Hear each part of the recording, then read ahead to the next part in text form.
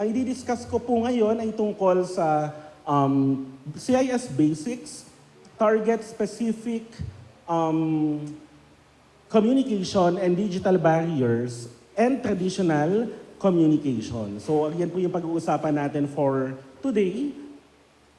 Specifically, una po ay target-specific communication. So for this discussion, pag-uusapan lang po natin yung tungkol sa information needs analysis, importansya ng gathering ng information mula sa ating mga end user, and also packaging data for information cluster. So mamaya po malinawan tayo sa mga concepts na yan, although I am sure some of you or most of you might have already encountered ito pong mga topics po na ito. So una po sa information needs analysis. Ano po bang ibig sabihin yan? Information needs analysis refers to the process of analyzing the information needs of a particular group in a particular context to provide them with data that can help them make an informed decision. So ibig sabihin po, yung mga information needs refer to particular sets of information sa particular sets of audiences.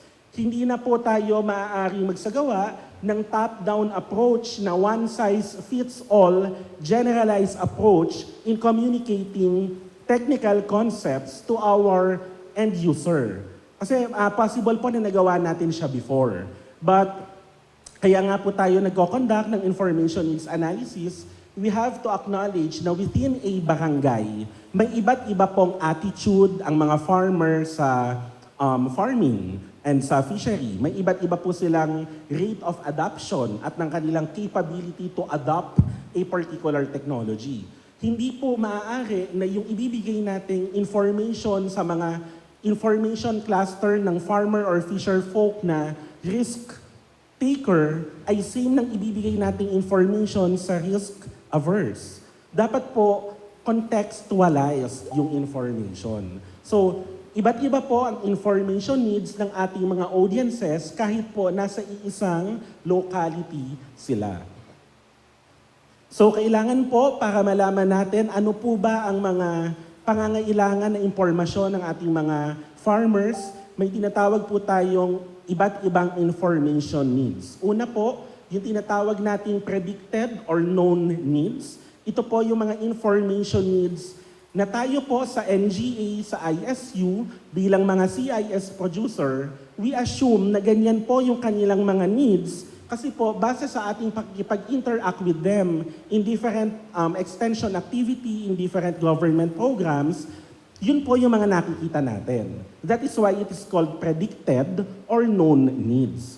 However, it changes po, especially with the climate that we have, with the what's happening to the farmers, yung mga nararanasan pong typhoon at yung kanilang personal na adaptation capabilities.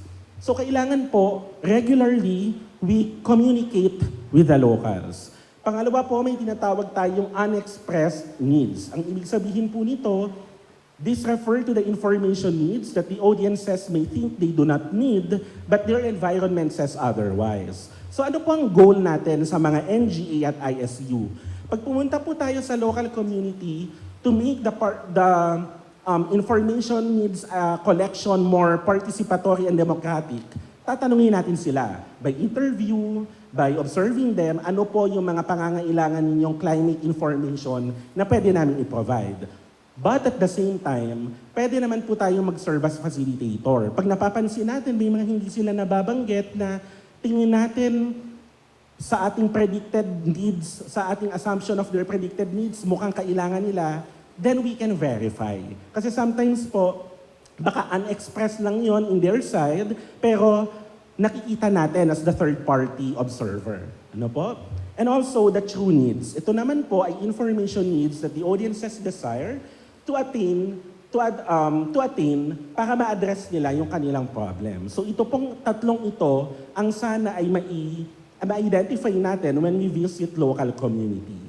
So paano po natin yan gagawin? Remember po yung discussion kanina sa basic ng CIS, yung what, why, and how. Di pa po binanggit na dapat po collection pa lang ng information participatory at organic na. So ibig sabihin po, ano po yung mga paraan na pwede natin gamitin to collect the information from local communities para sa kanilang climate information. So ito po, for sure, ginagawa nyo na. Meron po tayong observation. So advice po ito no sa atin kung kaya po natin, kung nakatira naman po tayo sa local community ng mga farmer at fisher folk, or kung may pagkakataon po na we conduct field visit and immersion with them para lang po makita natin talaga hands-on what they experience. Kasi iba po yung data that we can gather from observation than what they just respond to us during the interview. Ano po? So, meron din po tayong record review. According to Dorner, Gorman, and Calvert in 2015, pwede naman po tayong mag-rely sa mga existing study about those community kasi helpful po iyon. Pero hindi po enough na dun lang tayo sa existing records magbabase. Kailangan po natin gumamit ng iba't ibang data gathering methods para ma-ensure natin na itong mga information needs that we identified from record review ay same doon sa nakuha natin from observation, nakuha natin from interview, from survey, and focus group discussion. Sa survey po, while it is very much instrumental sa pag-gather ng madalian, mabilisan, pangmalakihan na data collection, ito po ay may tendency to be limited mainly because ito po ay mga predetermined answers. No? So iba pa rin po when you actually do the interview or group discussion or observation. So ang susunod naman po ay interviews and group discussion. These are also important methods that could dig deeper into the context-based true needs ng mga audiences. However po, when we conduct interview and group discussion, ang gusto po natin i-emphasize dito, yung representation. Kasi halimbawa po, napili natin na itap ang mga members ng Irrigator Association. Paano po yung ibang mga farmer na hindi member ng IA? Or kung naging member ng IA, iilan lamang po ang members ng IA sa iba't ibang groups na na-invite for the training. Kasi realistically, kulang tayo sa budget, so hindi lahat mai-invite. However, yung mga ganong cases, baka may hindi tayo nakuhang information. Ano po? Also, once you have analyzed the audience's information needs, you may now be able to identify ano ba yung climate information at climate data na kailangan nila para ma-fulfill at masagot yung kanilang information needs. Yun po ang gamit ng information needs analysis. Next naman po ay gathering information from end users. So ito naman po, target-specific communication suggests that you might be able to identify clusters of information needs depending on the end users or audiences. So mamaya ma-expound ko po iyan sa study po nila Friedman. They identified that sa Papua New Guinea, may iba't iba palang karakteristik ang mga farmer according to their information needs, according sa frequency ng pag-receive nila ng CIS, at ng climate data kung saan nila ginagamit.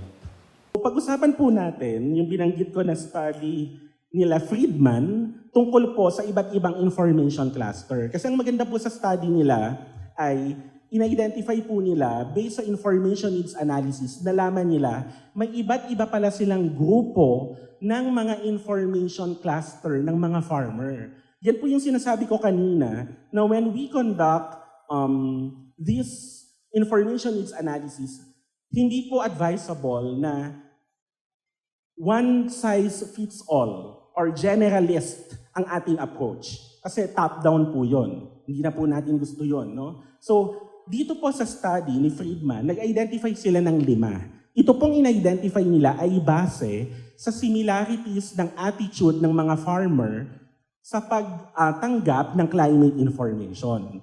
So dito po, yung nakikita ninyo na generalist, ito pong column na ito.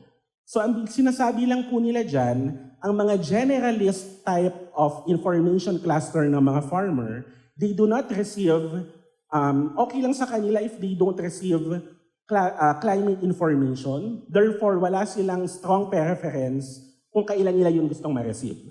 And sinabi nila, they are primarily interested kung mabibigyan man sila, interesado sila sa mga rainfall forecast na pwede nilang magamit sa pagtatanim.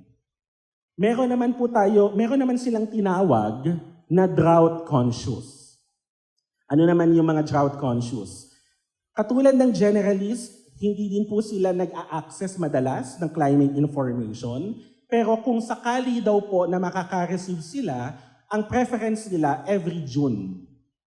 And then, interested sila sa mga topic on seasonal rainfall and drought forecast. Kasi magagamit daw po nila yon for land preparation and planting. Hindi siya katulad ng generalist na planting lang ang interest. For the drought-conscious, land preparation and planting. So nakikita natin, iba't iba yung kanilang intention ng paggamit at yung frequency ng gusto nilang ma-receive. Ang next naman ay daily dose. Sino naman itong mga daily dose na farmer? They prefer to receive climate information every January. Gusto nila every January at gusto nila, kaya po sila tinawag na daily dose. Araw-araw po makaka-receive sila ng rainfall at temperature forecast. Bakit nila yung gustong malaman? Kasi gagamitin daw po nila yung rainfall at temperature forecast sa land preparation, planting, and harvesting. So nadagdagan na po, may harvesting na din ang purpose ng pag-access ng CIS. Meron naman po tayong pang-apat, yung tinatawag nating weekly reader. So sa weekly reader po, 75% of the farmers receives climate information at preference po nila weekly. Gusto daw po nila every week merong rainfall at temperature forecast na consistent ibinibigay sa kanila every June and September. And then, ang gagamitin daw po nila yon para sa land preparation, planting, and harvesting. And finally po, may tinatawag silang seasonal planner. Ito naman daw po yung mga farmer na gustong makareceive ng rainfall forecast tuwing September kasi gagamitin daw po nila yon for land preparation and planting. So, syempre po, iba naman po ang sa atin dito sa Philippines. But ang purpose po, why we included this in the discussion is that whenever we conduct information needs analysis, makaka-encounter po talaga tayo ng iba't ibang types of farmer according to their attitude towards the climate information, according to their preference ng pagtanggap at saan po nila yon gagamitin. So ngayon po, kung may iba't iba pala tayong information cluster na iba't iba yung information needs at preference, ang suggestion po sa atin sa mga NGA, sa mga SUC ay i-make sure daw po natin na yung mga information na ibibigay natin ay target specific. Okay po? Malinaw po? So ngayon po, pag-usapan natin yung pagpapackage ng data. So, ang pagpapackage po ng data for information cluster involves the scientist, the policymaker, and the farmers. Kaya po, meron tayong tatlo. So, ibig sabihin po dyan, in the stage of packaging the climate data in the CIS, we must also remember that the technicality of the data must fit the audience's level of understanding. So yun pong mga NGA, mga SUC na nakakapag-produce ng climate data and climate information, pag po ipinasa natin sa mga LGU as policymaker, dapat po itong mga policymaker, ang ibibigay natin sa kanilang knowledge product ay yung pwede pong magamit ng policymaker to translate the scientific and technical information sa mga farmer. So ano po yan may chain po yan of the process. Madalas po nagsisimula sa NGA kasi kayo po pala ang nagpo-produce ng knowledge, nagpo-produce ng climate information and climate data. Kayo din po ang nagtatranslate. Ang LGU naman po, sila madalas yung nagdi-disseminate ng information for the end user. So dapat daw po trabaho din ng LGU na i-contextualize yung makukuha nilang climate information from you para sa mga specific types of farmer. So summary po para sa unang part ng ating discussion, Information needs analysis refers to the process of analyzing the information needs of a particular group in a particular context to provide them with data that can help them make an informed decision. The information needs may be gathered through various sociological methods, and finally, packaging the climate data in the CIS must fit the audience's level of understanding. Kanina po, doon sa LGU sa kabila po, nabanggit po nila na advisable po kung magpo-produce daw po ang mga NGA at SUC ng mga knowledge product, baka pwede daw pong Tagalog na rin or according to the local language of the people para daw po mas madali sa kanila to translate kapag in-explain nila. So yun po yung nabanggit nila kanina. Action points po, the NGA are expected to develop templates for agricultural CIS packages that are region-specific, that incorporate local dialects to maximize yung relevance para sa mga end user. Pangalawa po sa SUC, collaborate with communities to co-develop user-friendly guides, visual aids, and simplified data set para po maintindihan siya ng mga local fisher folk and farmer. For LGU naman po, regularly gather information sa climate-related concerns and needs of the local community through participatory tools. Okay, part 2 po tayo. Kaya pa? Last na to. Okay, so part 2 po tayo. Pag-uusapan naman natin yung digital barriers and traditional communication in CIS. Bakit magkasama? Kasi parang magka-contradict. Kasi po, kung maaalala niyo yung basics of CIS kanina, yung what, why, and how, kahit po meron tayong minamaximize natin yung paggamit ng ICT and mass media, powerful pa din po ang interpersonal communication para makapag-distribute ng technical and climate information sa mga farmers. So, pag-usapan po natin, use of online technology in CIS, technophilia and technophobia among farmers, and interpersonal communication in CIS.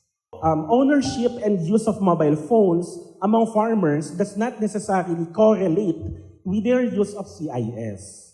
No, hindi po palibhasa yung mga farmer natin ay may cellphone, yan man po ba ay Android or keypad, doesn't mean na nakaka-receive sila ng CIS, ano po? So most farmers, they use their mobile phone for entertainment than accessing climate information.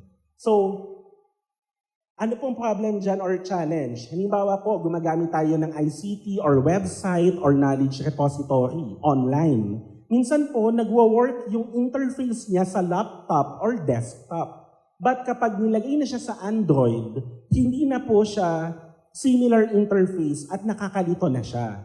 And to be, alam naman po, for sure alam po naman ninyo, when you communicate with the farmers, nabanggit po kanina sa LGU, pag nagtanong sila sa farmer ng contact number, ultimo cellphone number, hindi din naman daw po nila sa ulo. So how do you expect them to actually, gather information online kung hindi din po sila madalas sa ICT or sa phone or sa mass media?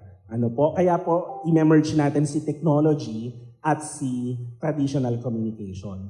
Moreover, they revealed that most farmers still depend on knowledge-sharing activities with their fellow workers upon accessing climate information. So, iba pa din po ang word of mouth. Ano po? Okay. So, ito po ay video ng Climate Smart Village Project.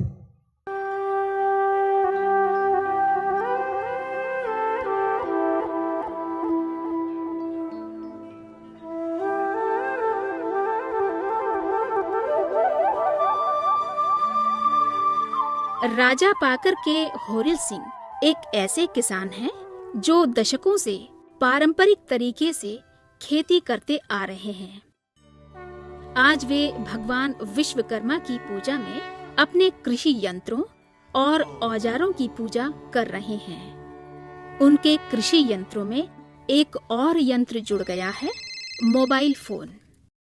Mobile तो अभी के युग में सबसे बड़ा देवता ही माना जा रहा है। मोबाइल से हम लोगों को बहुत काफ़ी अभी फ़ायदा हो रहा है।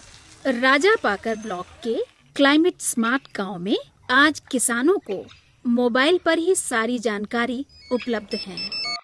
नमस्कार किसान भाइयों, मौसम वैज्ञानिकों हर से दिन प्राप्त सूचना 3 से के 4 आधार पर वॉइस आपको एसएमएस यह आते हैं, जाती है जिसमें कि बरसात कृषि के प्रबंधन, रोकने के लिए आने वाले अनुकूल मौसम की है। जानकारी, इसके रोकने पशु वाली प्रबंधन, करें। ग्राम रोकने के विकास, लिए तथा सरकारी योजनाएं और वित्तीय सेवा जैसे विषयों पर जानकारी दी जाती है। कि आज से कुछ दिन पहले तो हम लोग खेती बाड़ी सब छोड़ चुके थे, नहीं कर रहे थे, लेकिन आज 2 साल से खेती पर फिर आ गए हैं। अभी आपको इफ़को दूरसंचार से समय समय पर मोबाइल आता है और हम लोग सुनते हैं और उसी को सुन करके अभी हम खेती कर रहे हैं। मौसम की खबर इफ़को किसान आज संचार किसानों के को द्वार जानकारी किसान प्राप्त भाइयों, करनी हो तो मौसम कहीं वैज्ञानिकों दूर के विशेषज्ञ के अनुसार पास जाने की आगामी 2 जरूरत दिनों तक नहीं है। आसमान में घर हल्के से बैठे बैठे ही सभी जानकारियां मोबाइल फोन पर उपलब्ध हैं। कीड़े मकोड़े को जो दवा जो हम लोग न जानते थे, उसका दवा का जो है कि सही उपचार जो है से कि किसान को करने को मिलता है। दवा की जानकारी मिल जाता है, जैसे मवेशी का भी, अपना स्वास्थ्य का भी, किसान का, और मौसम जो 5 दिन 8 दिन में क्या आना है उसके पहले ही किसान की जानकारी मिल जाता है। उस पर किसान अपना उसी के मुताबिक खेती करना शुरू करते हैं। सीकेफ, भारत मौसम विज्ञान विभाग और इफ़को किसान संचार लिमिटेड के सौजन्य से सितंबर 2011 में राजा पाकर, भत्तादासी और मुकुंदपुर के किसानों को ग्रीन सिम कार्ड उपलब्ध कराया गया। इस सिम कार्ड का मूल्य केवल 25 रुपए है, जिसमें 25 रुपए का फ्री टॉक टाइम भी दिया गया है। इस प्रोजेक्ट में एग्रो एडवाइजरी की सेवाएं शुरू की गई, जिसमें किसानों को एक ग्रीन सिम कार्ड इशू किया गया, जिसमें हर दिन 3 से 5 एसएमएस आते हैं, वॉइस एसएमएस। पहले ये जो मैसेज आता था वो टेक्स्ट बेस्ड आता था, पर बहुत सारे हमारे किसान ऐसे हैं जिनका लिटरेसी लेवल बहुत हाई नहीं है, तो वो अनेबल हैं उसको पढ़ने के लिए। इसीलिए बाद में उसके कंसेप्ट को चेंज करके वॉइस एसएमएस दिया गया, ताकि कम से कम वो सुनकर समझ सकते हैं हर एक किसान, चाहे वो लिटरेट हो या इलिटरेट हो। तो किसान को अगर ये लगे कि कुछ इससे संबंधित और भी सवाल पूछने हैं, तो एक नंबर उनको दिया गया है जिस पे वो कॉल बैक कर सकते हैं, और टेक्निकल एक्सपर्ट्स बैठे रहते हैं वहाँ पे, उनसे वो जानकारी ले सकते हैं कि इस जानकारी में मैं अधूरापन महसूस कर रहा हूँ और इसके बारे में हमें विस्तृत जानकारी दें। इस कार्यक्रम में कृषि और मौसम विशेषज्ञ के माध्यम से जानकारी दी जाती है। यह सेवा मौजूदा कृषि जानकारी की कमी को पूरा करने में सक्षम है। इफ़को कंपनी द्वारा मैसेज बराबर हम लोग को आता है, उसका हम लोग सिम रखे हुए हैं, इसलिए बराबर डेली दिन भर में 3 बार मैसेज आता है। इसका मैसेज के अनुकूल मैंने इसका छिड़काव चाहे जो भी अथी होता है हम लोग मैसेज द्वारा ही करता हूँ मौसम के हिसाब से। तो इसमें 2 बार मैंने छिड़काव कर दिया है, तीसरा छिड़काव फिर करना है। तो बराबर 2 बार 3 बार डेली मैसेज आता है आपका इफ़को कंपनी से, मैं उसी के द्वारा ही इसका मतलब हर कुछ कर रहा हूँ। किसान इस दूरसंचार के माध्यम की बदौलत अपनों से तो जुड़े हैं, साथ ही अपने कृषि संबंधी जानकारी को भी बढ़ा रहे हैं। आप भी ग्रीन सिम कार्ड पा सकते हैं। Siyempre po yun ay matagal na. Kita niyo naman po yung cellphone. Nakaabot pa po ba kayo ng ganong cellphone sa mga kasamahan nating bata dito sa... Nakaabot pa po ba? Nakita niyo po ba ang cellphone ng inyong mga magulang? Okay. So sa Philippines po, di ba, ginagawa din naman natin ito noon. I remember yung nanay ko po. She worked as an agricultural technologist sa isang munisipyo sa Laguna. Meron daw pong Smart C. Yung parang Smart C ba yun? Smart something. Ang Smart C pala inumin. Sorry. Ang Smart something na text na yung mga farmers po ay nakaka-receive ng text message on the tips kung paano ma-improve ang kanilang farm. No? So, ngayon po, with many integration of technology, iba't iba po ang characteristic ng ating mga farmer. Meron po tayong mga farmer na maaaring technophile, meron naman pong technophobe. So ano po bang ibig sabihin yan? Pag sinabi po natin technophobia, it is defined as an irrational fear or anxiety that individuals form as a response to a new stimulus that comes in the form of technology. Ang opposite naman po ng technophobia ay technophilia. Technophilia naman po is the attraction, enthusiasm, and comfort in using a technology. So tignan po natin, ito po information cluster uli. No? Para lang po ma-emphasize sa atin yung sense of, yung concept ng information cluster. Sa study po nila Marescotti noong 2021, na-identify nila in terms of usage of mobile phones and gadget na may iba't iba palang grupo ng farmer in terms of their being technophobe or technophile. May tinawag po silang technophobe. Ito po yung mga farmers na 53 years old and above, have lower educational level, they do not frequently use their phones, and they are pessimistic most of the time tungkol sa kanilang farm condition. Meron naman pong insecure technophile. Ito naman po younger population of farmers. Sila po more educated and more optimistic on their farm condition. And then we have the technophiles. The technophiles, most of them are significantly younger, more educated than the other two, and more optimistic sa kanilang farming activity. Therefore, they use their mobile phones frequently. So ngayon po, iba't iba ang information needs ng ating mga farmer. Iba't iba din yung kanilang preference ng topic na mare-receive. Iba't iba din yung qualities nila sa paggamit or pag-integrate ng technology. Ang purpose lang po ng discussion kong ito is to emphasize na marami pong information cluster within a single community. So hindi po talaga advisable for the end time yung one-size-fits-all approach. Hindi po natin siya gagawing one-time, big-time na massive spread of climate information. No? So in the Philippines po, a household survey by PhilRise revealed that in 2016, only 21 and 31% of the respondents acquired information on rice through internet and SMS. And according to them, meron pa rin po silang anxiety and discomfort sa paggamit ng ICT at mas okay sa kanila ang interpersonal communication. So ito po ay gusto ko lang i-emphasize in a nutshell na pag gumagamit po tayo ng mass media, limited lang din naman po ang scope nun kumpara po sa paggamit ng interpersonal communication. Meron po tayong tinatawag na KAIPA model ng communication. So ibig sabihin po dito sa KAIPA, kapag po gusto natin ng massive na knowledge, spread of knowledge about the climate information, gamitin natin ang mass media. Kasi mass media, massive yun di ba po? Pero kapag po gusto na natin matransform into appreciation, interest, practice, at advocacy, hindi na po sapat na mass media lang tayo magre-rely. Hindi na po sapat na ICT. Dapat po, interpersonal communication naman yung nag-increase. Kasi mas malaki po ang potential ng interpersonal communication methods in delivering climate information from interest, practice, at advocacy, kumpara po sa mass media. Yun po yung KAIPA approach.